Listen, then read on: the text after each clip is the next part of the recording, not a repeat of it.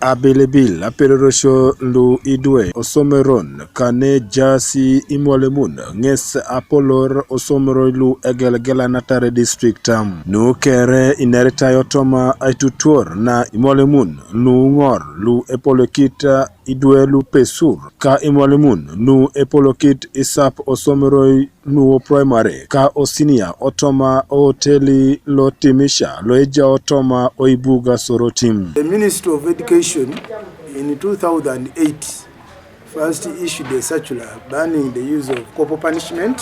It is really illegal, unacceptable, and uncalled for any professional or a teacher working within the school setting to use any form of violence or intimidation or rough punishment, as we have put it, against children. But they are doing it illegally, and the wrong arm of the law against them, definitely they will be reprimanded.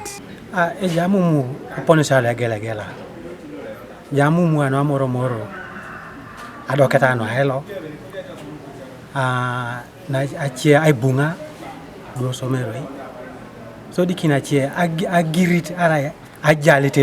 Apollo Kinton eja otene lo idwe lupe sur Isomeroi aloeta primary school anosianta agunyo ngesi ebalam ediope pone lo aitanang Amumu na idwe Isomeroi nges aijanun ka aurianeta kidiny auriak misbehaving couple eraijo awurona euriake kokwara tutokera papa ke desa imor biko kweni kwana ikepone show ejulainos chepa koleje geuni karuma mikoni kwenye kwana ikoni kwana kwa ikisai omoretes ke da urian de jai icon e punishment le ina da le benen chepa kaira katara ipie Kanuka TV East Philpopio Oibuga Soroti.